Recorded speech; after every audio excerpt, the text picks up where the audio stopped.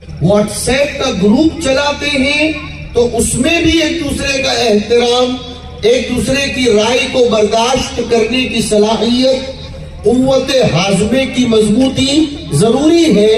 اور اگر کبھی آپ کو گروپ میں کوئی شخص اپنی رائے سے ہٹ کر عناد اور کبر یا انانیت یا کچھ گڑبڑ کرتا ہوا نظر آتا ہے تو گروپ پر اس کی میہ نہ کریں، بلکہ اس کو پرائیویٹ میں لے لیں اور پھر اس کے ساتھ آپ کو جس طرح کی بھی لیکن ہیومن رائٹس، انسانی حقوق، انسان کی نیند کا احترام، انسان کی راحت کا احترام، اور ہم ہندوستانیوں میں وہ ہے ہی نہیں، اور ہر چیز میں ہم حکومت کو ہی ذمہ دار بناتے ہیں، یہ بھی غلط ہے۔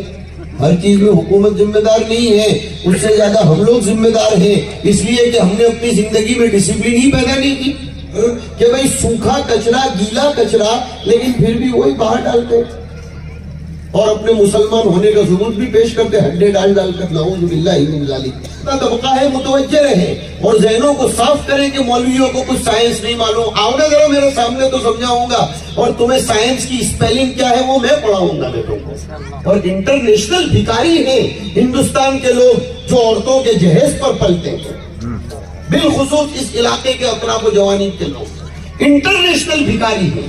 تو مرد بن کر پیدا کیوں ہوئے؟ سر پٹک کر مر جاؤ اگر بیویوں کی کمائی پر زندگی گزارنی ہے اور لڑکیوں سے جہیز لینا ہے۔ ایسی زندگی سے تو 100 مرتبہ خودکشی کر لینا بہتر ہے۔ مسلمان ڈھیلا ڈالا نہیں ہونا چاہیے اور بھولا بھی نہیں ہونا چاہیے۔ بہت سے لوگ کہتے ہیں سیدھا سادہ رہنے کا کیا سیدھا سادہ ہے؟ نہیں، ہم کسی کو دھوکہ دیں گے بھی نہیں اور کسی سے دھوکہ کھائیں گے بھی نہیں۔ ہم کسی کو استعمال کریں گے بھی نہیں اور کسی کے ہاتھوں استعمال ہوں گے بھی نہیں۔ مومن کی دانش مندی، مومن یہ نارمل ویژن سے نہیں دیکھتا۔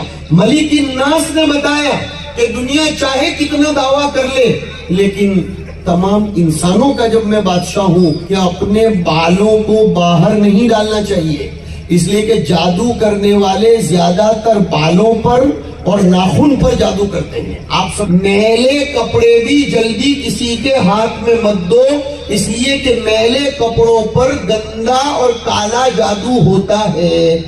اے ظالم ادھر آ، تو آپ کہیں مولانا کے بارے میں یہ نہ سوچے، میں نے محبت میں کہہ دیا ان سے ہمارے 2 دہائیوں سے زیادہ تعلقات ہیں۔ اس نے کہا کہ ہم وسیلہ نہیں مانتے، لیکن وسیلے کی حقیقت بھی سمجھنا ضروری ہے۔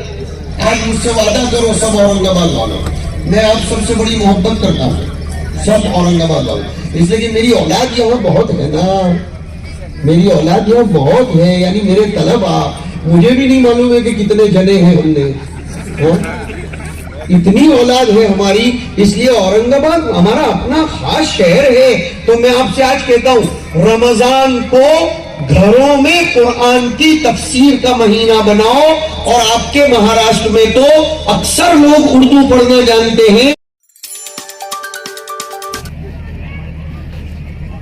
ہمارے جو مصاحبین، اور اسی طرح ابھی چند روز پہلے مصاحبین نے ایک مجلس میں مکمل قرآن کریم سنایا ہے، ان کا بھی یہاں پر استقبال کیا جا رہا ہے۔ تو ہمارے اکابر علماء کرام کے ہاتھوں اور اسی طرح آج کے ہمارے مہمان خصوصی، مہمان مبجل حضرت مولانا مفتی محمد فاروق صاحب مدنی دامت برکاتہم کے ہاتھوں سے بھی استقبال کیا جائے گا۔ تو سب سے پہلے حضرت کا ہی استقبال کیا جاتا ہے۔ میں حضرت مولانا عبدالشکور صاحب سے درخواست کرتا ہوں کہ وہ حضرت کا شال کے ذریعے استقبال کرے، شال اور رومال کے ذریعے۔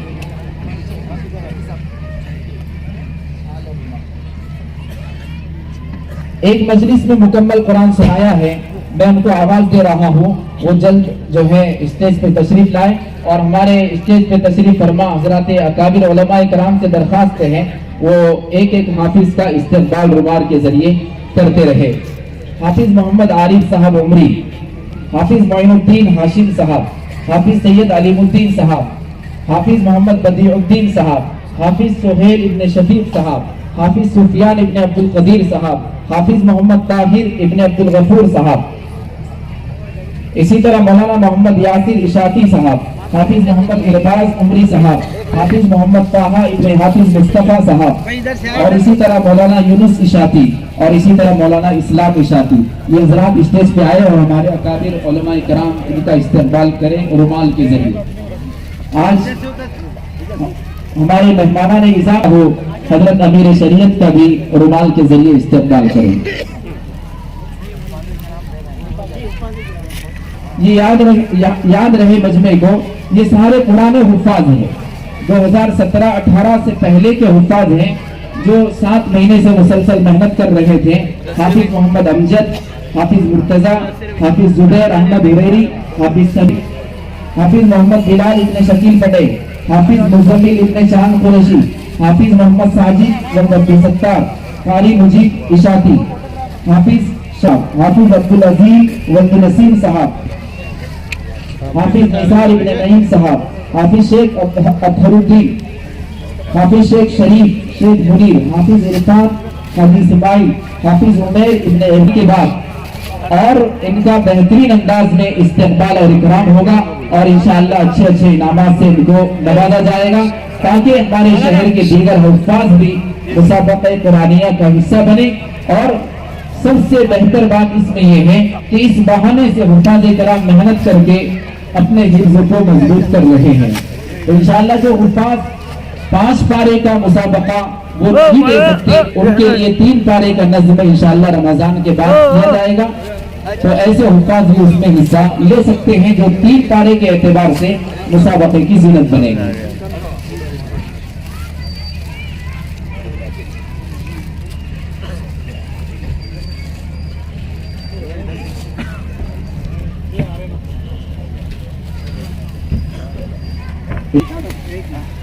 आज ये जो जलसा लिखी है खुशू बिज़िक्र तशरीफ़न लहू व मुनासबतन लिल-इस्तिआज़त मिन शर्रिल मुवस्विस फी सुदूरिहिम मलिकिन नास इलाहिन नास बदलान औ सिफ़तान नास यख्लिसु व यतअख्खरु अनिल ख़ल्क़ कुल्लमा ज़िक्रुल्लाह। में मदरसा बल्कि बानी मदरसा मौलाना अब्दुल शकूर साहब शकर अल्लाह सअयहुल जमील, उनसे दरियाफ्त कर लिया था कि मुझे दरसी गुफ्तगू करनी है। यहाँ सामने बैठे हुए मजमे को पेश नज़र रखकर कुछ कहना है, तो मौलाना ने सानी शिक को तरजीह दी ताकि उमूम की रियायत हो। और मैं समझता हूँ कि दोनों मशाइख ने अपने अपने हल्क़े दर्स में जलालैन शरीफ के इख्तिताम में सूरह नास की इबारत पढ़ी गई। नास अल्लाह ताला की तरफ से असल नसीहत है, और बाद लोगों ने लिखा कि इसकी असल उन्स है। उन्स का माना मोहब्बत। इंसानी जुमरे में या इंसानी लड़ी में जितने भी लोग पिरोकर रहते हैं उनके लिए जरूरी है कि वो एक दूसरे से उन्स रखें, एक दूसरे से वहशत न करें, एक दूसरे के लिए अपने आप को आईना बनाएं। और आप हजरात की बरकत से मुझे याद आया, हदीस शरीफ में फरमाया गया अल मुमिनु मिरआतुल मोमिन, एक मोमिन दूसरे मोमिन के लिए आईना समान होता है। आईना सामने वाले के ऐब की तशहीर नहीं करता। तवज्जो से सुने, आईना अपने सामने खड़े रहकर अपनी दाढ़ी, चेहरा, बालों को संवारने वाले या संवारने वाली के बदन पर, चेहरे पर कोई दाग और धब्बा हो तो उसको जोर जोर से ऐलान नहीं करता, खामोश रहकर बता देता है कि तुम्हारे चेहरे पर फुला जगह धब्बा लगा हुआ है, तुम्हारा काम है उसको साफ कर लो। मोमिन का काम भी यह है, मोमिन का, आप हजरात इधर मुतवज्जह है, मोमिन का काम भी यह है कि वो اگر کسی میں کوئی چیز قابل اصلاح بتانی ہو تو وہ اس کا اعلان نہیں کرتا، وہ اس کی ایڈورٹائز نہیں کرتا، چپکے سے اس کو بتا دیتا ہے کہ آپ میں یہ خامی پائی جاتی ہے، اس کو درست کر لو۔ اسی طرح آئینہ اگر غبار آلود ہے، آئینے پر دھول ہے، تو صاف چہرہ لے کر کھڑے ہونے والے کا چہرہ بھی اس میں غبار آلود ہوتا ہے۔ تو ایک مومن کا خود کا دل اگر کسی کی طرف سے صاف نہیں ہے تو اس کو دوسرے بھی غبار آلود ہی نظر آتے ہیں۔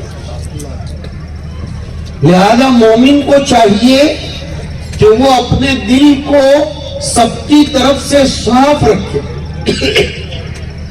کوئی اصلاحی گفتگو کرنی ہے، کوئی تنبیہ کرنی ہے تو تحقیر کیے بغیر، استہزاء اور مذاق کیے بغیر، اس کی اڑائے بغیر اس کی تنبیہ کر دے۔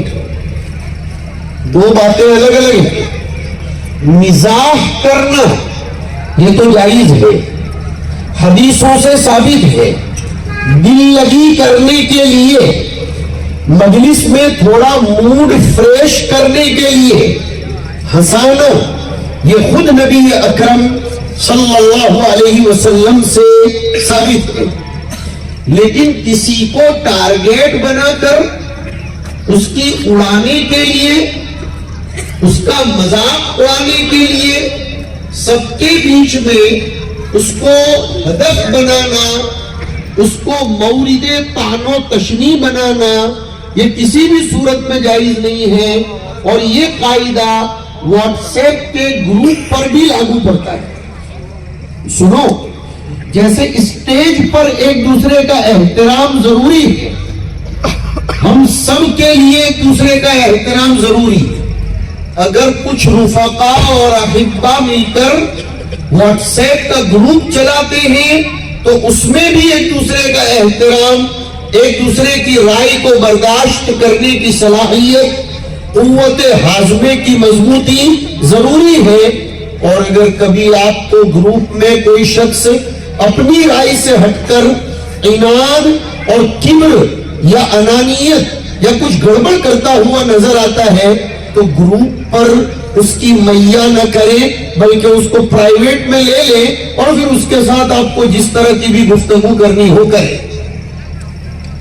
گفتگو چل رہی تھی ہماری سورہ ناس کے لفظ ناس پر، اور عجیب بات ہے کہ قرآن کریم نے شروع میں فرمایا الف لام میم ذالک الکتاب لا ریب فیہ ھدی للمتقین۔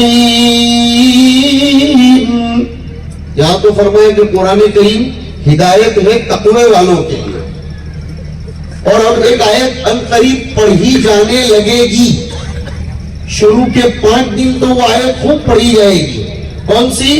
شہر رمضان الذی انزل فیہ القرآن ھدی للناس وبینات من الہدی والفرقان۔ یہاں آیا ھدی للناس، ذرا توجہ دینا، سب کے کام کی بات ہے کہ پہلے رکوع میں تو آیا ھدی للمتقین کہ قرآن کریم تقوی والوں کے لیے ہدایت ہے، اور دوسرے پارے کے رکوع نمبر 7 کی آیت نمبر 3 میں آیا کہ ھدی للناس، سبھی لوگوں کے لیے ہدایت ہے۔ ناس پر سے بول رہا ہوں، تو متقیوں کے لیے ہدایت ہے یا ناس کے لیے ہدایت ہے، یہ سوال ہو رہا ہے، اس لیے کہ متقی تو خاص اور ناس عام۔ امام رازی نے اس کا جواب لکھا کہ متقی لوگ ہی ناس کہلائے جانے کے مستحق ہیں، باقی لوگ ستیہ ناس ہیں۔ لفظ ناس انس والے، آنس انس، اور قرآن کریم میں آنس اب سورہ کے معنی میں بھی استعمال ہوا ہے، دیکھنے کے معنی میں۔ آنس من جانب الطور الوادی الایمن. دیکھنا، انسان کو انسان یا ناس کو ناس اس لیے بھی کہتے ہیں قلب کرتے ہوئے کہ وہ کسی بھی چیز کو پہلے دیکھتا، پرکھتا، سمجھتا، شعور میں لاتا ہے، پھر کوئی ججمنٹ لیتا ہے. نہ یہ کہ نارمل اور روٹین ویژن کے ہوتے ہی وہ کسی چیز پر کوئی فیصلہ لے لیتا ہے. بالخصوص ایمان والے کی خوبی یہ ہے کہ وہ کسی بھی چیز میں ڈیپلی نظر ڈالتا ہے، بغور اندر جا کر سوچتا، دیکھتا، سمجھتا ہے اور اس کے بعد استدلال کرتا ہے. وہ چاہے تو ایک پتے کے ذریعے بھی خدا پاک کی معرفت پیدا کر کے سامنے والے کو اس کا قائل کر سکتا ہے، اس لیے کہ اس کے اندر دیکھنے کی صفت ہے. تو سورہ ناس اخیر میں لائی گئی، اور یہ سورت اس زمانے میں میرے آپ کے لیے بہت کام کی ہے. اس لیے کہ پیغام سنو، بہت کام کی باتیں سب کی سنا رہا ہوں. میں درسی کلام سے تھوڑا ہٹ رہا ہوں، اگرچہ درسی ہی کلام کر رہا ہوں لیکن تھوڑا انداز میں نے بدل دیا. قرآن کریم کو شروع کرتے وقت بھی اعوذ باللہ من الشیطان الرجیم، شروع میں بھی شیطان مردود سے اللہ کی پناہ، اور قرآن کریم کو ختم کرتے وقت بھی من شر الوسواس الخناس، شیطان مردود سے اللہ کی پناہ. اشارہ اس بات کی طرف کیا گیا، اے انسان، تیری زندگی کے آغاز میں بھی تیرے کان میں کلمہ اور اذان اور اقامت پڑھوائی جاتی ہے شیطان کو دور کرنے کے لیے، اور جب تیرا انتقال ہو رہا ہوتا ہے اس وقت بھی کوشش اس کی جاتی ہے کہ شیطان تجھ کو کلمے سے محروم نہ کرے. پتہ چلا تیرا ابتدائی اور انتہائی دشمن اگر کوئی ہے تو وہ شیطان ہے. اور علماء نے لکھا ہے دنیا میں انسانوں کے پائے جانے والے دشمنوں کا مقابلہ کرنا یہ آسان ہے بنسبت شیطان کا مقابلہ کرنے کے، اس لیے کہ شیطان قیاد، مکار اور بہت خطرناک قسم کا شریر اور عدو خفی، بالکل چھپا ہوا دشمن، مضبوط دشمن اور حیلے بہانے کرنے والا. اگر ایک گناہ سے بچے تو وہ کسی دوسرے گناہ میں مبتلا کر دیتا ہے. اس لیے اللہ رب العزت نے آخری صورت میں شیطان مردود سے انسان کو اپنی پناہ طلب کرنے کا مکلف کیا کہ اگر تو نے اپنے شیطان کو شکست دے دی اور شیطان سے تو میری پناہ میں آ گیا تو تیری موت ایمان پر ہونا بڑا آسان ہے. اور اخیر میں ہی وہ زیادہ پھنساتا ہے. اور شیطان ضروری نہیں ہے کہ جنتوں میں سے ہی ہو. ابھی مولانا نے عبارت پڑھی، موقع نہیں ہے وہ پوری عبارت کا ترجمہ کرنے کا. اس میں صاحب جلالین من الجنتی والناس میں ایک قول یہ فرمایا کہ الوسواس الخناس کا بیان ہے من الجنتی والناس، ایک قول کے بموجب کہ وسوسہ اندازی کرنے والا اور چھپ چھپ کر انسانوں کے ذہنوں کو بگاڑنے والا یہ شیطان ہے. یہ شیطان کبھی انسانوں میں بھی ہوتا ہے اور یہ شیطان کبھی جناتوں میں بھی ہوتا ہے. من الجنتی والناس، انسانوں میں بھی شیطان ہوتا ہے. اور اس کو قرآن کریم نے 8ویں پارے میں فرمایا وَكَذَلِكَ جَعَلْنَا لِكُلِّ نَبِيٍّ عَدُوًّا شَيَاطِينَ الْإِنسِ وَالْجِنِّ. خود قرآن کہہ رہا ہے کہ شیاطین الانس والجن. اور اورنگ آباد والوں کی توجہ کی برکت سے زوردار بات یاد آئی. اس آیت کو آگے پڑھیں گے تو الغزو الفکری پوری سمجھ میں آ جائے گی کہ شیاطین الانس والجن کرتے کیا ہیں.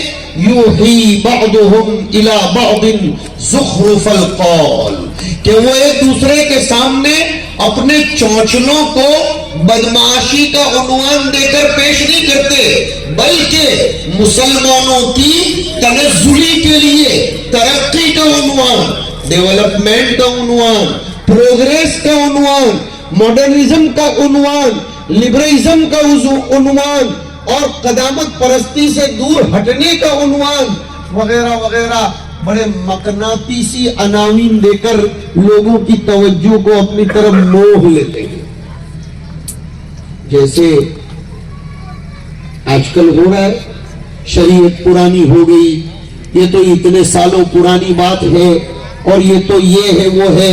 मेरा एक ही सवाल है, एक तरफ तो हम नबी अलैहिस्सलातु वस्सलाम की मोहब्बत का दम भरते हैं, कुरान करीम की उस आयत को हम बार बार पढ़ते हैं कि काफ़तल लिन्नास, हुजूर तमाम इंसानों के लिए बशीर और नजीर बनाकर भेजे गए, तमाम इंसानों के लिए रहमत बनाकर भेजे गए।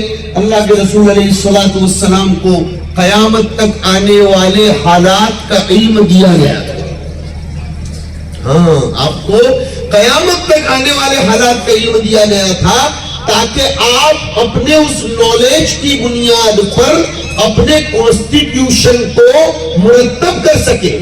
और इस्लाम अपना इतना मजबूत कॉन्स्टिट्यूशन रखता है कि उसमें जर्रा बराबर तब्दीली की गुंजाइश नहीं है। अगर कोई अकल का मार गुज़ीदा इस मजलिस में बैठा है और वो ये कहे कि इस्लाम के बहुत से अहकाम मुझे अकल से हटकर नजर आते हैं, तो मैं बुखारी शरीफ की आखिरी हदीस को भी ले रहा हूं। इमाम बुखारी ने किताबुत तौहीद में सबसे ज्यादा जोर फिरक़े बातिला में और उनमें भी सबसे ज्यादा जोर मुअतज़िला के रद पर दिया। और मुअतज़िला की बुनियादी बात यही थी, वो अकल को नकल पर तरजीह देते थे, हर चीज में अकल को तरजीह देते थे। हमारे उलमा ने लिखा है, बहुत गौर से मेरा सेंटेंस सुनो, अकल अगर सलीम होगी और नकल अगर सही होगी तो दोनों में कभी भी तनाकुज़ और तआरुज़ नहीं हो सकता। अकल का सलीम होना जरूरी है और नकल का सही होना जरूरी है। हदीस शरीफ अगर अपने तवातुर तबका, तवातुर सनद के साथ सिहत पर पहुंची है, मुत्तसिलुल इस्नाद है और उसकी लिंक मजबूत है और वो हदीस सही है, तो कभी भी अक्ल इंसानी के खिलाफ नहीं हो सकती, कभी भी नहीं हो सकती। अकल और नकल दोनों में जबरदस्त हम आहंगी है। अगर कभी कोई हदीस शरीफ आपको अकल के खिलाफ नजर आती है, तो या तो वो अकल सलीम नहीं है या वो नकल सही है। इसको बहुत गौर से समझना पड़ेगा। आज की साइंस ने भी इसको तस्लीम किया है। कल परसों मैं राजस्थान के इलाके में था, वॉइस पोल्यूशन पर एक साहब मुझसे गुफ्तगू कर रहे थे। सौती आलूदगी, वॉइस पोल्यूशन, हाँ वॉइस पोल्यूशन होता है। इसीलिए तो मोबाइल में वॉल्यूम को कम और ज्यादा करने के ऑप्शंस दिए हुए होते हैं। आंखों की शुआओं के लिए भी एक मिकदार मुतय्यन होती है कि इससे ज्यादा रोशनी को न देखी जाए और इससे ज्यादा उजाले में नजर न डाली जाए। ऐसे ही आवाज के लिए भी है, इसलिए कि खतरनाक आवाज इंसान के अंदर इर्तिआश, तमव्वुज पैदा करती है और कभी कभी ये खतरनाक आवाज इंसान की हलाकत का बाइस भी बनती है। इसीलिए फरमाया इन्न ज़लज़लतस्साअती शैउन अज़ीम। एक कौम ऐसी गुजरी है कि जिनको अल्लाह ने हलाक ही किया था आवाज की बुनियाद पर, आवाज के जरिए ही अल्लाह ने उनको हलाक किया था। कहाँ है? 11वें पारे में है, फ़अख़ज़तहुमुस्सैहतु फ़अस्बहू फ़ी दियारिहिम जासिमीन। तो वो वॉइस पोल्यूशन पर कलाम हो रहा था कि क्या आवाजों को ज्यादा बुलंद करना। बहुत से लोग तो चिल्लाते हैं ना तकरीरों में, ये भी गलत है। अरे भाई सामने मजमा बैठा है, माइक चल रहा है, इतनी जोर जोर से चिल्लाना ये किसके लिए हो रहा है? कंट्रोल में रहना चाहिए। ठीक है, कोई टॉपिक ऐसा आ गया तो अल्लाह के रसूल सल्लल्लाहु अलैहि वसल्लम के बारे में हम भी हदीसों में पढ़ते हैं, आला सौत हो, आपकी आवाज थोड़ी बुलंद हो जाती थी लेकिन इतनी भी बुलंद नहीं कि किसी के कान फाड़ डाले। इसलिए कि ये आवाज के जरिए फिजा में पोल्यूशन फैलता है और हमारी फिक़ह एकेडमी में बाकायदा इस पर रिसर्च हो रहा है। بہت سے مالدار لوگ اور دماغ میں جن کو مال خلیہ ہوتا ہے وہ کبھی کبھی مدارس اور علماء پر تبصرے کرتے ہیں کہ یہ لوگ کا نماز صلاۃ کے سوا دوسرا سکھاتے کیا ہے، ان کو دنیا سے کوئی لینا دینا نہیں، یہ مال خلیہ کے مریض ہیں، انہیں خود کوئی پتہ نہیں کہ ہم کون ہیں۔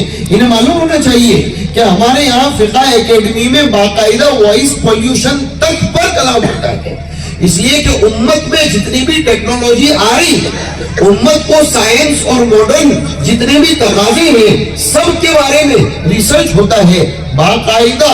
گزشتہ سال اس پر ریسرچ ہوا کہ صوتی آلودگی اور وائس پولیوشن کے بعد میں، اس لیے تو دیکھو جہاں ہم نے فورن میں دیکھا، یہ تو اپنے ہندوستان میں ہارن مارنا ایک فیشن بن گیا ہے، اپنے یہاں ہارن کے بغیر گاڑی کوئی چلاتا ہی نہیں۔ ہم نے انگلینڈ میں دیکھا، کینیڈا میں دیکھا، ساؤتھ امریکہ میں دیکھا، کئی ملکوں میں ہم گھومتے ہیں، دیکھا وہاں پورا مہینہ رہنا ہوتا ہے۔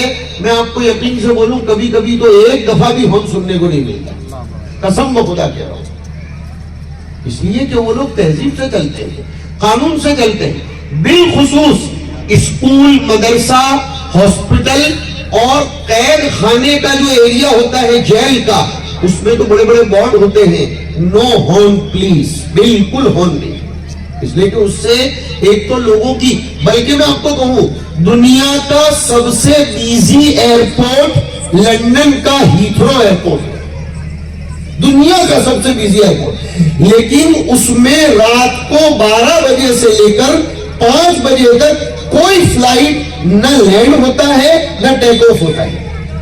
کروڑوں اربوں کھربوں پاؤنڈ کا ان کا نقصان ہو رہا ہے، لیکن ہیومن رائٹس، انسانی حقوق، انسان کی نیند کا احترام، انسان کی راحت کا احترام، اور ہم ہندوستانیوں میں وہ ہے ہی نہیں، اور ہر چیز میں ہم حکومت کو ہی ذمہ دار بناتے، یہ بھی غلط ہے۔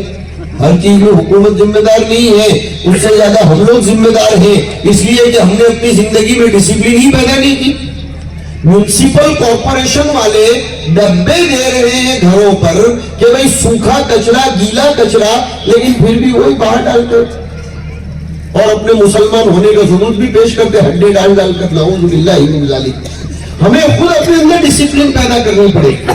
تو وائس پولیوشن کے بارے میں بات چل رہی تھی، میں نے جے پور میں اپنے دوستوں کے ساتھ تھا 2 دن پہلے، میں نے قرآن کریم نے بہت پہلے کہہ دیا ہے وَلَا تَجْهَرْ بِصَلَاتِكَ وَلَا تُخَافِتْ بِهَا، یہ کیا ہے کہ نہ تو قرآن بہت زور سے پڑھو اور نہ بہت آہستہ پڑھو۔ کیا کہتا ہے قرآن؟ نہ تو قرآن کریم کو بہت زور سے پڑھو اور نہ بالکل آہستہ پڑھو، وَابْتَغِ بَيْنَ ذَلِكَ سَبِيلًا، بلکہ دونوں کے درمیان کا طریقہ اختیار کرو۔ قرآن کریم نے ہمیں اس سے ادب سکھایا کہ ہمارے ملک میں اگر ہم رہتے ہیں تو دیش واسیوں کی رعایت کرنا اور ان کے آرام کا خیال کرنا، وہ کریں نہ کریں ہمیں اس سے کوئی لینا دینا نہیں، لیکن ہمیں جو آرام کے اوقات ہیں ان اوقات میں ایک دوسرے کا خیال کرنا ضروری ہے۔ آپ نے ٹرینوں میں بھی دیکھا ہوگا، ریزرویشن ڈبوں میں لکھا ہوا رہتا ہے کہ رات کے 10 بجے سے لے کر صبح کے 6 بجے تک زور سے بات مت کرو، لیکن مسلمان وہاں بھی زور سے غزلیں سنتا ہے، مشاعرے سنتا ہے، یہ غلط طریقہ ہے۔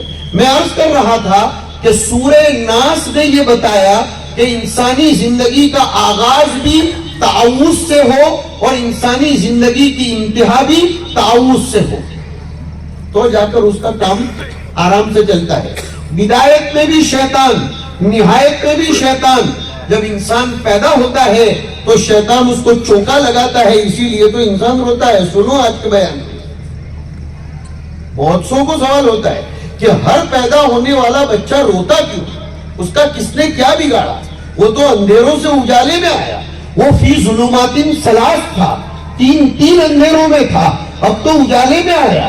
اب تک وہ حیض کا بچا ہوا خون یہ پائپ لائن کے ذریعے اس کی غذا بن رہا تھا، اب تو وہ ماں کی چھاتی سے دودھ پیے گا، اور اس کے لیے اس کے ماموں نانا، اس کے دادا دادی، اور اگر خوش قسمت ہوگا تو اس کی پھوپھی اور اس کے چاچا اور اس کے وغیرہ وغیرہ، اس کے لیے ٹوائز اور اس کے لیے کھلونے اور کیا کیا نہیں لائیں گے، لیکن جناب روتے ہوئے آ رہے، ان کا کس نے کیا بگاڑا؟ خاموخواہ روتے ہوئے آ رہے۔ تعجب ہے، ماں ہنس رہی ہوتی ہے جب بچہ پیدا کر دیتی ہے اور بچہ روتا ہے، ماں کو ماں بننے کی خوشی ہوتی ہے، اور بچہ روتا کیوں ہے؟ حضور نے اس کی فلسفی سمجھائی، بلکہ جو تعلیم یافتہ طبقہ ہے متوجہ رہے اور ذہنوں کو صاف کریں کہ مولویوں کو کچھ سائنس نہیں معلوم، آؤ نہ کرو میرے سامنے تو سمجھاؤں گا، اور تمہیں سائنس کی اسپیلنگ کیا ہے وہ میں پڑھاؤں گا بیٹوں کو۔ حدیث شریف نے بتایا اور سائنس نے اس کو تسلیم کیا کہ بیبی کا کرائم کرنا، بچے کا پیدا ہوتے وقت رونا، یہ اس کی زندگی کی نشانی ہے۔ سب سے پہلے گائنولوجسٹ اس کے پیپرز میں اور اس کی فائل میں جو کامنٹ لکھتی ہے وہ سب سے پہلے یہ لکھتی ہے کہ جب وہ آؤٹ ہوا ہے تو روتا ہوا پیدا ہوا، یہ اس کی صحت اور تندرستی اور زندہ ہونے کی نشانی۔ اور صاحب ہدایہ نے برسہ برس پہلے لکھا کہ اگر وہ روتا ہوا پیدا ہوا ہے تو ہی اس کا نام بھی رکھا جائے گا، چاہے 2 سیکنڈ کے لیے وہ رویا پھر مر گیا، اس کا نام رکھا جائے گا، اس لیے کہ روتا ہوا آیا مطلب زندہ پیدا ہوا۔ اس کو باقاعدہ کفن دفن کیا جائے گا، اس کی نماز جنازہ پڑھی جائے گی۔ سوال تو وہ ابھی بھی کھڑا ہے کہ روتا کیوں ہے؟ اس کا کس نے بگاڑا؟ کوئی تو اس کو ماں سہلا رہی ہے، باپ بہلا رہا ہے۔ اگر باپ وفادار ہو تو وہاں کھڑا ہوگا، ورنہ ہندوستان کے ظالم باپ تو ڈیلیوری کے موقع پر بیوی کو میکے میں چھوڑاتے ہیں۔ یہ ظالم باپ ہوتے ہیں، یہ ظلم ہے اپنی بیوی کے اوپر کہ اولاد آپ کی، بڑھاپے میں کمائی آپ کو کھانا ہے، نام آپ کو اس سے روشن کرنا ہے، اور ڈیلیوری کے موقع پر میکے میں چھوڑ کر آتے ہیں، اور وہ ذرا سماج میں چلا آیا۔ سماج مقدم ہے یا شریعت مقدم ہے؟ اور انٹرنیشنل بھکاری ہے ہندوستان کے لوگ جو عورتوں کے جہیز پر پلتے ہیں، بالخصوص اس علاقے کے اطراف و جوانب کے لوگ انٹرنیشنل بھکاری ہے۔ تو مرد بن کر پیدا کیوں ہوئے؟ سر پٹک کر مر جاؤ اگر بیویوں کی کمائی پر زندگی گزارنی ہے اور لڑکیوں سے جہیز لینا ہے۔ ایسی زندگی سے تو 100 مرتبہ خودکشی کر لینا بہتر ہے۔ اسلام اس کی قطعی اجازت نہیں دیتا ہے۔ تو بچہ رو کیوں رہا ہے؟ کیوں رو رہا ہے؟ حدیث شریف نے جواب دیا کہ جیسے ہی بچہ پیدا ہوتا ہے تو بچہ الٹا آتا ہے دنیا میں، سر جھکاتا ہوا، سجدہ کرتا ہوا۔ Every baby is coming in the situation of سجدہ۔ وہ رائٹلی نہیں آتا، وہ کسی کو بھی پوچھ لو آپ، کسی بھی دایا کو، ہاں کسی بھی گائنولوجسٹ کو، وہ ایسا تھا، اور سب سے پہلے سر نکالتا ہے۔ حالانکہ فطرت کا تقاضا تو یہ ہے کہ وہ یوں آنا چاہیے، لیکن سر نکالتا ہے، سجدہ کرتے ہوئے آتا ہے، اور شیطان اس کی اس کیفیت کو دیکھ کر اس کی ماں مرتی ہے شیطان، اس لیے وہ چمٹی بھرتا ہے، وہ چوٹی لگاتا ہے، وہ چوکا، تو یہ بچہ روتا ہے۔ یہ حدیث کے طور کسی کے گھر میں بھی پیدا ہونے والا بچہ، چاہے وہ اللہ کے وفادار بندوں کے گھر میں ہو، چاہے خدا کے غدار بندوں کے گھر میں ہو، میں کوئی اصطلاحی الفاظ استعمال نہیں کروں گا کہ کسی کو ریئیکشن آئے، خدا کی نعمتوں کو ظاہر کرنے والے اور اللہ کی نعمتوں کے تقاضوں پر پورا اترنے والے بندوں کے گھر میں ہو، یا خدا کی نعمتوں کو کھا کھا کر آسمانی حکومت کے دیش دروہی بندے ہوں، ان سب کے گھروں میں پیدا ہونے والا بچہ سجدہ کرتے ہوئے پیدا ہوتا ہے تو اس کو شیطان چوکا لگاتا ہے۔ اس لیے کہ سب سے زیادہ تکلیف شیطان کو اگر ہوتی ہے تو انسان کے سجدے کو دیکھ کر ہوتی ہے، اس لیے کہ یہ سجدہ نہ کرنے کی وجہ سے ہی تو اس کو جنت سے نکالا گیا ہے۔ تو وہ جب جب دیکھتا ہے سجدہ اس کو تکلیف ہوتی ہے۔ شیطان اتنا خطرناک دشمن ہے، اس لیے اس شیطان سے اللہ تعالیٰ نے اپنی پناہ میں آنے کو فرمایا کہ قل، کہو، پڑھو، اے نبی آپ پڑھو، اعوذ برب الناس۔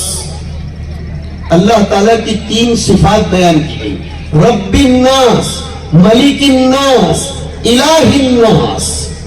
اللہ کی 3 صفات، خالی ایک سے پناہ طلب کرنی ہے، لیکن اس کے لیے خدا کی 3 صفات۔ کیا مفسرین نے بھی قلم توڑ دیا کہہ کر کہ انسان کے اندر 3 قسم کی برائیاں پائی جاتی ہیں۔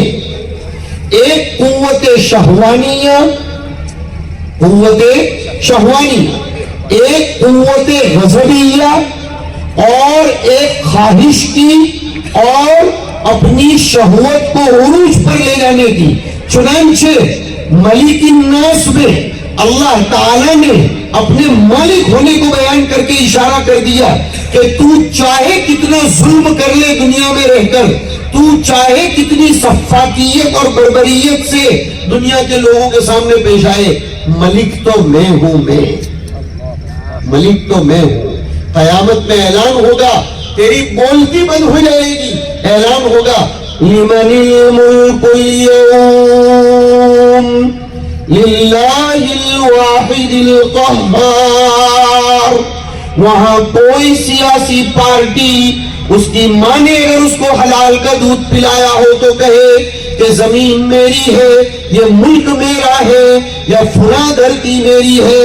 کھلا اعلان ہے قرآن کریم کا، اور میں تو کہتا ہوں آج ہی دیکھ لو، دنیا کی سائنس، دنیا کا اب تک کا تجربہ، دنیا کا مشاہدہ یہ بتاتا ہے کہ کبھی بھی دنیا نے مارچ کے مہینے میں بارش کو برستے ہوئے نہیں دیکھا، لیکن 3 دن سے آب و ہوا تبدیل ہو رہی ہے۔ اے وہ لوگوں جن کے دماغوں میں خمار بھرا ہوا ہے اور جو یہ سمجھتے ہیں کہ دنیا کو ڈیولپ اور پروگریس دلانے والے ہم ہیں، ذرا آؤ میدان میں اور خدا کی قدرت اور طاقت سے برسنے والے بارش کو تو روک کر بتاؤ۔ بارش کا روکنا تو دور، اس کا صاف اعلان ہے وَإِن يَسْلُبْهُمُ اللُّبَابُ شَيْئًا لَا يَسْتَنْقِذُوهُ مِنْهُ ضَعُفَ الطَّالِبُ وَالْمَطْلُوبُ۔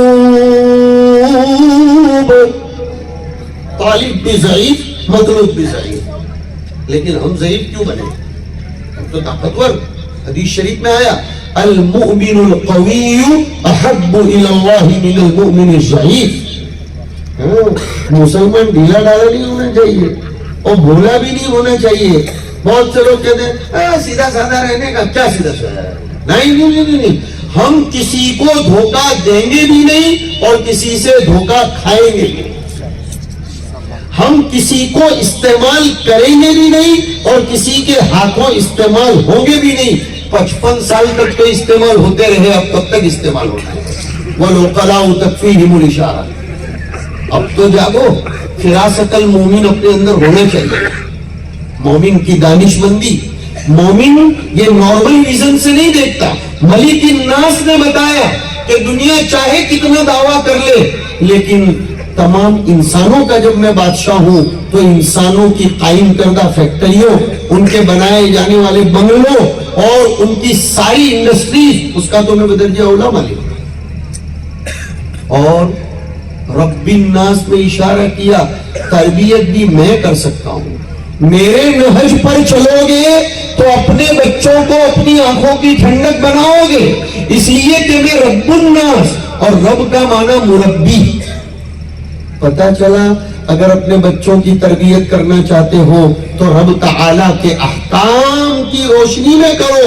شیکسپیئر ہو یا کوئی بڑے سے بڑا آئیڈیالوجی والا ہو یا نیوٹن ہو، کوئی بڑے سے بڑا سائنسدان یا مفکر اسکالر ہو، اگر اس کے ویژن اور اس کے اوپینینز کے مطابق اپنے بچوں کی تربیت کرو گے تو کبھی بھی کامیاب نہیں ہو سکو گے، اس لیے کہ وہ خود مربع ہے۔ مربی حقیقی تو اللہ،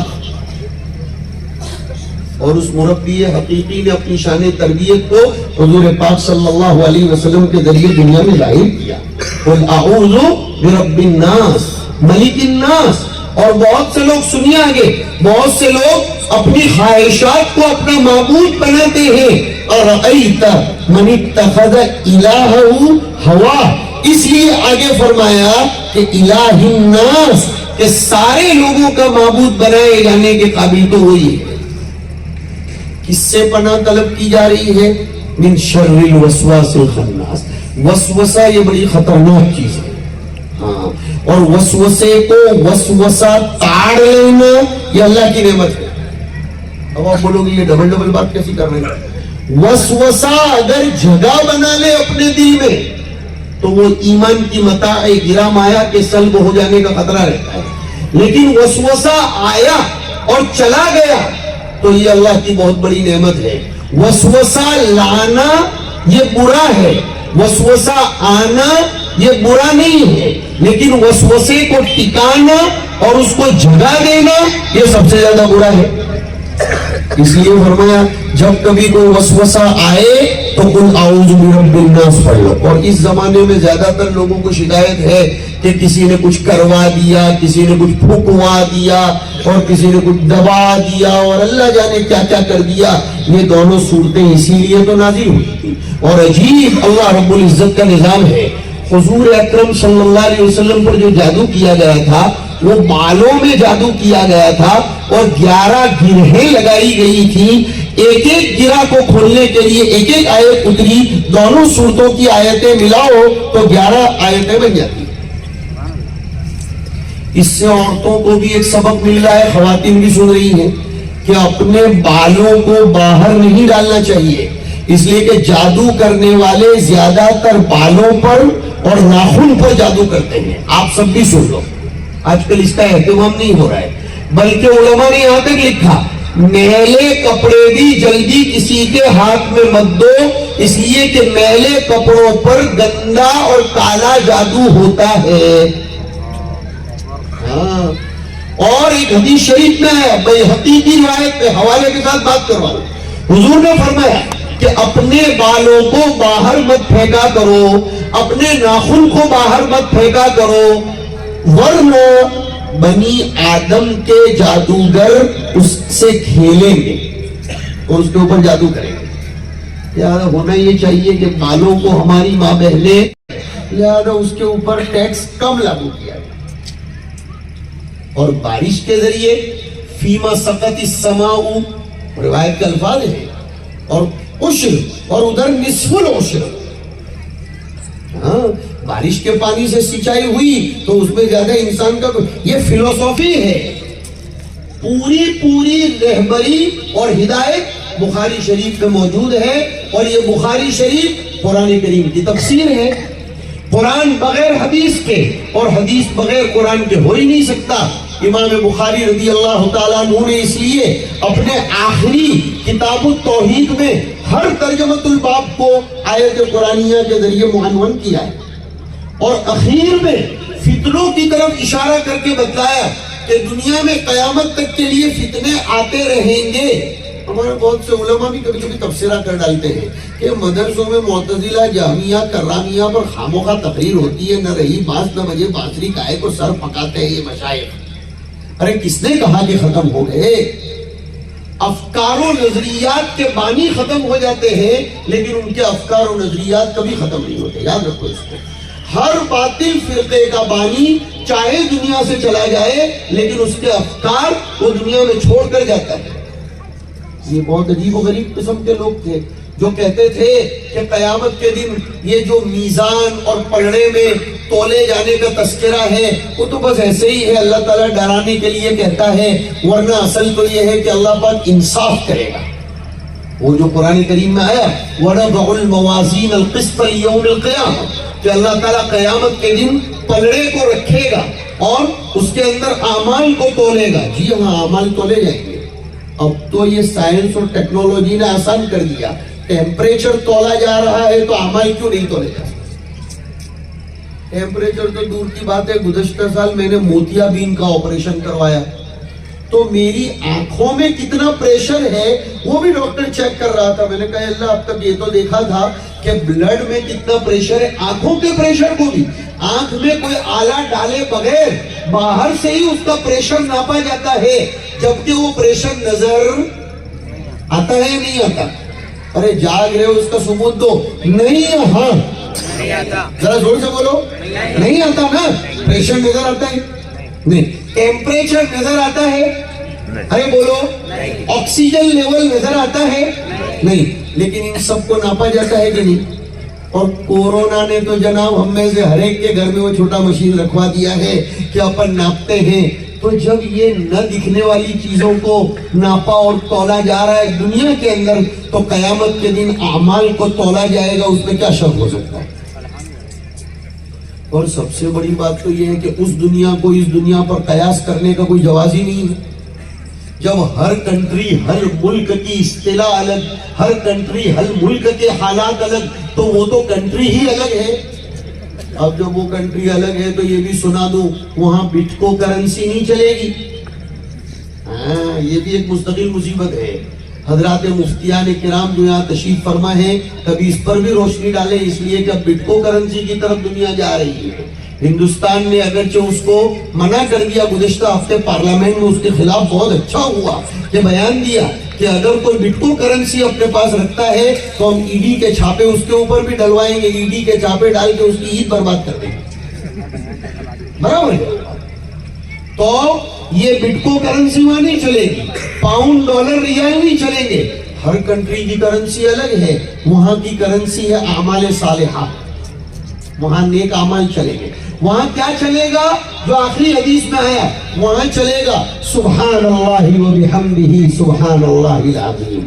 وہاں اللہ کی تسبیح چلے گی. میں دونوں کو جوڑ کر کلام کر رہا ہوں اس لیے کہ میرے لیے پریشانی ہے. عبدالشکور صاحب نے مجھے ایسے مقبضے میں ڈال دیا کہ دونوں میں توقف بھی نہیں کرنا ہے، دونوں کو لے کر چلنا ہے. اب یہ ظالم آدمی ہے میرے لیے. محبت پہ کہہ رہا ہوں، ظالم نہیں ہے، بالکل ہرگز نہیں.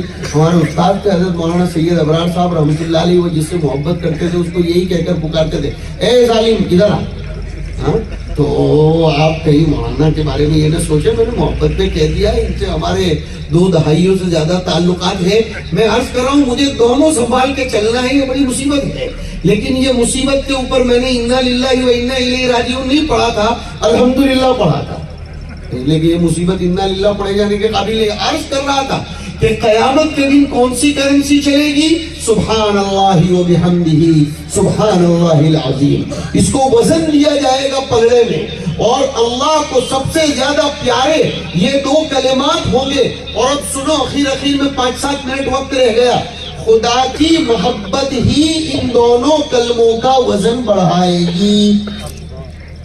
یہ بہت قیمتی بات کر رہا ہوں.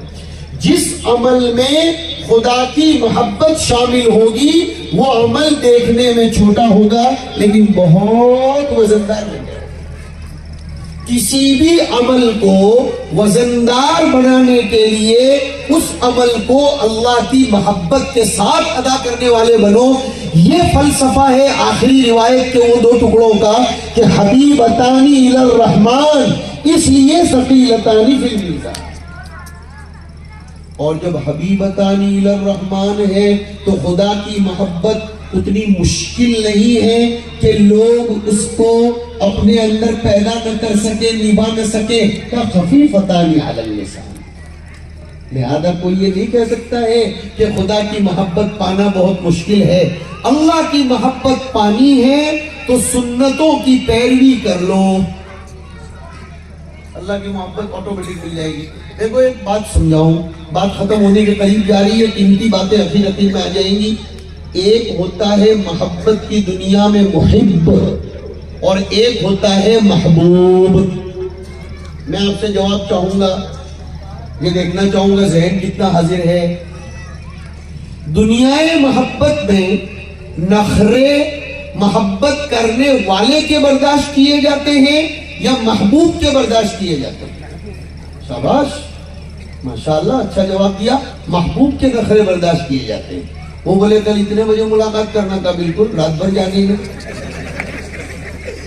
وہ بولے کل اتنے بجے SMS کرنا تھا، بالکل اس کی وجہ سے سوتے بھی نہیں. محبت کی چاشنی جس نے چکھ لی ہو اس کے لیے کیا نیند اور کیا بیداری، اس کے لیے کیا قیام، کیا جلوس، کیا نوم، کیا استراحت.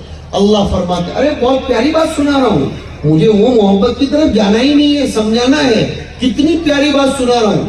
اب مجھے یہ بتاؤ کہ ہمیں ایسا بننا ہے کہ اللہ ہمارے نخرے اٹھائے یا ایسا بننا ہے کہ ہم اللہ کے نخرے اٹھائیں؟ سوچ کر جواب دیں. ہمارے نخرے. شاباش، اللہ، ماشاءاللہ ماشاءاللہ، ویری گڈ. اللہ ہمارے نخرے اٹھائے، ہمیں ایسا بننا ہے. تو اس کا مطلب کیا ہوا؟ ہمیں محبوب بننا ہے، محب نہیں بننا. محبوب بننا ہے، اور محبوب بننے کے لیے فرمایا گیا فاتبعونی. اس کو کھول رہا ہوں. قل ان کنتم کنتم تحبون اللہ فاتبعونی یحببکم اللہ. چلے تھے تحبون سے بن رہے ہو یحببکم اللہ. ابتدا ہوئی تھی محب سے اور انتہا ہو رہی ہے محبوب پر. انتہا ہو رہی ہے لیکن شان محبوبیت کب آئے گی؟ بیچ میں ایک سیڑھی ہے وہ چڑھنا پڑے گی, وہ ہے فاتبعونی. اس نے کہا کہ ہم وسیلہ نہیں مانتے لیکن وسیلے کی حقیقت بھی سمجھنا ضروری ہے. ہمارے حضرت اس کو ایک شعر میں بیان فرماتے ہیں, نقش قدم نبی کے ہیں جنت کے راستے, نقش قدم نبی کے ہیں جنت کے راستے, اللہ سے ملاتے ہیں سنت کے راستے. اللہ سے ملاتے. محبوب کب بنو گے اللہ کے؟ جب فاتبعونی, نبی کی پیروی کرو گے تو محبوب. جب محبوب بن جاؤ گے تو آؤ ایک بہت زبردست بات سنا رہا ہوں. حضور اللہ کے محبوب تھے اور محبوب مقام ناز پر ہوتا ہے, مقام نیاز پر نہیں ہوتا ہے. محبوب کس پر ہوتا ہے؟ بیوی آپ سے نیاز کرتی ہے یا ناز کرتی ہے؟ سوچ کر جواب دینا. ناز کرتی ہے نا تو اس کے سارے نخرے برداشت کرنے پڑتے ہیں نا. اس لیے کہ دنیا میں 3 ہٹ مشہور ہے, استری ہٹ, باڑ ہٹ, راج ہٹ. استری ہٹ, باڑ ہٹ اور راج ہٹ. بڑے بڑے سلاطین عالم کو اس سجدہ گاہ پر جھکتے ہوئے ہم نے دیکھا, اور مغلیہ سلطنتوں کا زوال جناب محترم اسی میں تو ہوا. کوئی بات نہیں, لیکن ہماری ماں بہنیں سن رہی ہیں, میں اب ان کو پوزیٹیو لے جا رہا ہوں. جب اللہ نے آپ کی ہٹ میں اتنا پاور دیا ہے تو آپ اس ہٹ کو اپنے شوہر, اپنے بچوں, اپنے بھائیوں کو نمازی بنانے کے لیے کیوں استعمال نہیں کرتے؟ آپ اپنی اس ہٹ کو جماعت کی دعوت کرانے میں کیوں استعمال نہیں کرتے؟ آپ اپنی اس ہٹ کو گھر کے اندر تعلیم جاری کروانے میں کیوں استعمال نہیں کرتے؟ بیچ میں ایک بات یاد آ گئی. آج مجھ سے وعدہ کرو سب اورنگ آباد والوں, میں آپ سب سے بڑی محبت کرتا ہوں, سب اورنگ آباد والوں, اس لیے کہ میری اولاد یہاں بہت ہے نا, میری اولاد یہاں بہت ہے, یعنی میرے طلبہ. مجھے بھی نہیں معلوم ہے کہ کتنے جنے ہیں ہم نے, اتنی اولاد ہے ہماری. اس لیے اورنگ آباد ہمارا اپنا خاص شہر ہے. تو میں آپ سے آج کہتا ہوں, رمضان کو گھروں میں قرآن کی تفسیر کا مہینہ بناؤ. اور آپ کے مہاراشٹر میں تو اکثر لوگ اردو پڑھنا جانتے ہیں, اچھی اچھی جو شارٹ تفاسیر چھپی ہیں, اچھی اچھی. حضرت مولانا تقی عثمانی صاحب کے, مجھ سے وعدہ کرو لیکن سوچ سمجھ کر, جھوٹا انشاءاللہ مت بولنا ورنہ میں انا للہ بولوں گا, کہ حضرت مولانا تقی صاحب کی, مولانا خالد سیف اللہ صاحب کی, مولانا بلال حسنی صاحب کی, اور بھی کئی لوگوں کے شارٹ نوٹس کے ساتھ تفسیریں چھپی. وعدہ کرو کہ رمضان میں سورہ نور, سورہ مریم اور سورہ حجرات, یہ تینوں اپنے گھر میں روزانہ تھوڑا تھوڑا عورتوں کو لے کر بیٹھ کر ختم کریں گے. اور ہمارے مفتی علی صاحب وغیرہ سے کہہ رہا ہوں, ذرا اس کی تذکیر بھی ہو جائے بار بار تاکہ یہ ہوتا رہے کام. گھروں میں انشاءاللہ قرآن کا پیغام آئے گا تو آٹومیٹیکلی قرآن کا نظام انشاءاللہ جاری ہو جائے گا. حضرت مفتی صاحب دامت برکاتہم تشریف فرما ہے, وہ ذرا پن مار دیں گے, انشاءاللہ نوجوان علماء کام کرتے ہو جائیں گے. ہمارے دیگر معزز علماء کرام بھی موجود ہیں, نام بنام ابھی مدرسہ کاشف العلوم سے تشریف فرما ہے, دولت خانے سے اور یک خانہ سے, سب جگہوں سے یہ معزز علماء کرام. مولانا عبدالشکور صاحب کی مقبولیت ہے کہ اتنی کبار شخصیات تشریف لائی ہیں. اللہ تعالیٰ اس ادارے کو پروان چڑھائے. میں عرض کر رہا تھا, قرآن کا مہینہ بناؤ, قرآن کا مہینہ بناؤ. اپنے گھروں میں صرف تلاوت نہیں, تدبر قرآن کی بھی عادت ڈالو. پتہ چلے ہمارے بچوں کو کیا کہتا ہے ہم سے ہمارے رب کا فرمان. اور پھر رمضان کے بعد ایسا نظام بناؤ کہ الحمدو کی سورت سے شروع کرو, شارٹ بریفز والی تفاسیر. انشاءاللہ 6 مہینے میں پورے قرآن کو آپ اپنے گھر میں سنا دو, پورے میں. کیا قرآن سے بھی غفلت برتنے کی؟ کچھ لوگوں تو قرآن شریف کا نام لیتے ہیں الرجی ہوتا ہے گھر میں قرآن شریف پڑھنے کا. تو کیا قرآن شریف شیطان کا کلام ہے؟ شیطان کا کلام ہے. ہم کہاں کہتے ہیں کہ صرف ترجمہ پڑھو. میں نے کہا شارٹ بریفس والی جو تفاسیر ہمارے علماء کی ہیں اسے پڑھو, معارف القرآن پڑھو. یہ صرف مدرسوں کی جاگیر نہیں ہے, قرآن کی طرف سب کو آنا چاہیے. بات کیا کر رہا تھا میں کہ امام بخاری کے دور میں فتنوں نے سر اٹھایا تھا. امام بخاری نے یہ تراجم ابواب قائم کر کے ان کا رد کیا. ہمیں بھی اس بات کی طرف اشارہ ہے کہ اگر شریعت پر کبھی کوئی انگلی اٹھائے, ہمارا فرض بنتا ہے بالخصوص ہمارے طالبات کا اور طلباء کا, ہم اس کا تعاقب کریں, ہم اس کی ان فتنوں کی سرکوبی کریں. یہ امام بخاری ہمیں پیغام دے رہے ہیں. اور ہماری بات کیا چل رہی تھی؟ نبی کی پیروی ہوگی, اللہ کے محبوب بنو گے. وہ مقام ناز والی بات تھی. اب ختم کر رہے ہیں, 2-4 منٹ رہ گئے. حضور کو وہ مقام ناز حاصل تھا. بہت قیمتی بات کہہ رہا ہوں. حضور کو وہ مقام ناز حاصل تھا. ہندوستان کے مسلمانوں دھیان سے سنو. تو حضور بدر کے میدان میں 313 کا لشکر لے کر پہنچے تھے, تو اللہ کو چیلنج کر دیا. چیلنج کب کیا جا سکتا ہے؟ جب مقام ناز پر ہو. ہاں, مقام ناز پر ہو. محبوب چیلنج کرتا ہے. جیسے جب بیوی سے بہت محبت ہو جائے تو پھر وہ بھی چیلنج کرتی ہے کہ میں بھی دیکھتی ہوں تجھے کون ملتا ہے. نا, اس کو حق ہے یہ کہنے کا, اس کو بالکل یہ حق ہے کہنے کا, اور کہنا ہی چاہیے. میں تو کہتا ہوں کہ جن لوگوں کی بیویاں گھر پر آنے میں ان کا حساب کرتی ہیں نا, وہ بیویاں واقعتاً قابل صد مبارکباد ہے. کہ اگر آپ 10 بجے کے بجائے 10:30 پر گئے, وہ روٹ جائے اور آپ سے حساب مانگے, یہ نشانی ہے اس بات کی کہ وہ آپ سے سچی محبت کرتے ہیں. سچی بات ہے, آسانی کے لیے نہیں کہہ رہا ہوں, آسانی کے لیے نہیں. یہ ایسا ہے جیسے جو بندہ اللہ سے روٹتا ہے, اگر اللہ کو اس بندے سے پیار ہے تو اللہ اس بندے کی شکایت کرتا ہے. اور جس بندے کی اللہ کو کچھ پڑی نہیں ہوتی, چھوڑ دیا ہوتا ہے اس کو اس کی حالت پر, تو اللہ فرماتے تو آئے نہ آئے مجھے کیا لینا دینا, مجھے کیا لینا دینا. ایک صاحب نیچے کچھ مزدور کام کر رہے تھے اور اوپر سے آواز دے رہے تھے. مزدوروں کی توجہ نہیں گئی, تو وہ صاحب نے جو ہے نا اوپر سے 50 روپے کی نوٹ پھینکی. تو نیچے کام کرنے والے مزدور نے اوپر دیکھا بھی نہیں, تو نوٹ لے کے جب میں رکھ دی. تو وہ اوپر والے سیٹ صاحب نے بولا 50 روپے سے کام نہیں ہوا, اب 500 کی نوٹ, اور وہ بھی نوٹ بندی کے بعد والی نوٹ ڈالوں, پہلے والی نہیں. کیا سناؤں میں اب آپ لوگوں کو. ابھی 15 دن پہلے ایک صاحب مل گئے تھے, ایک لفافے میں 500 کی نوٹ ہدیے میں عنایت فرمائی. گھر جا کر کھولی تو وہ نوٹ بندی سے پہلے والی. ایسے بھی لوگوں پر بتائیے کیا کہا جائے. خیر, سننے کے قابل واقعہ. اوپر سے اس نے 500 والی نوٹ ڈالی, اوپر سے اس نے, تو بھی وہ مزدور نے کیا کیا, اوپر دیکھنے کی زحمت نہیں فرمائی, حالانکہ رحمت برس رہی ہے.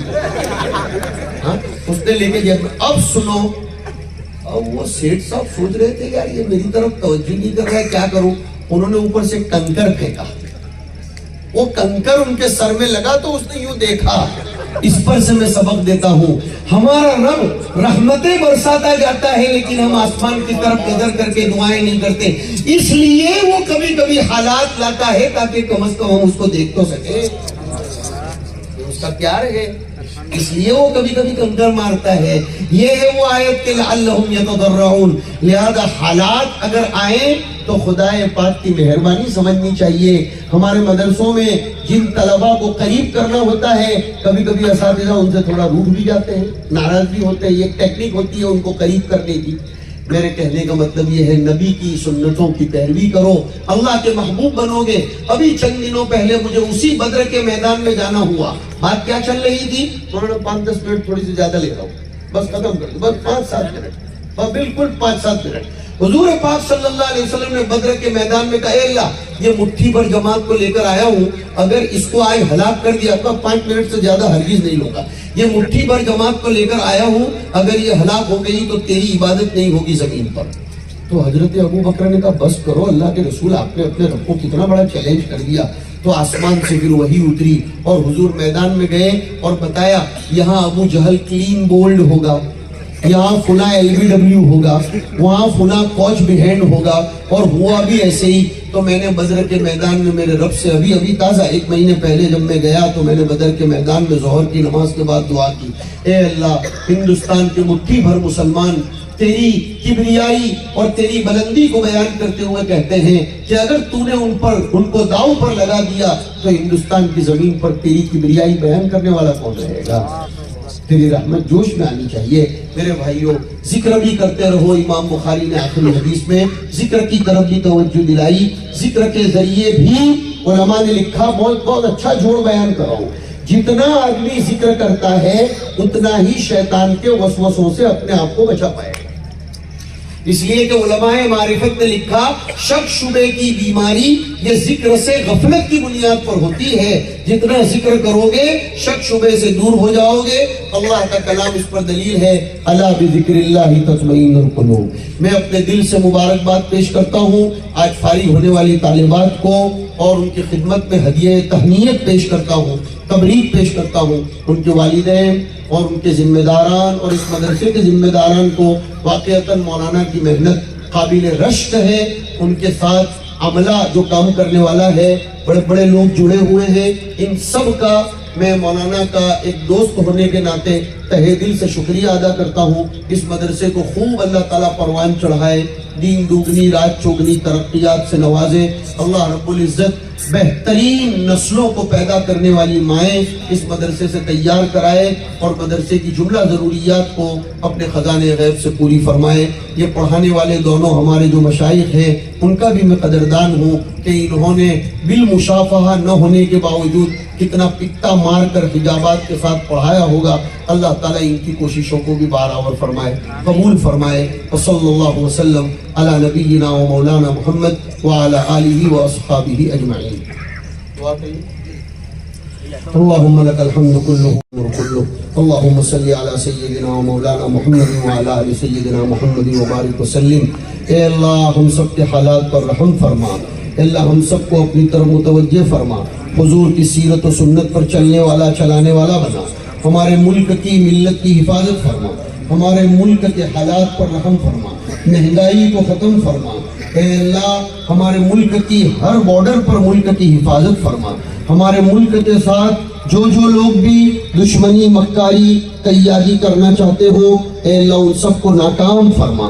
ہمارے اس ملک کو ہمارے بڑوں نے, ہمارے پوروجوں نے اپنے خون پسینے کے ساتھ سینچا ہے. اے اللہ اس ملک میں تیرے بول کو بالا فرما. الہ العالمین ہم سب کو تیرا وفادار بنا. ہمیں اپنے ملک کی خدمت کے لیے بھی قبول فرما. ہم سب کو الہ العالمین کتاب و سنت کا عشق نصیب فرما. فارغ ہونے والی طالبات کو بے انتہا قبول فرما. کام کے مواقع انہیں مہیا فرما.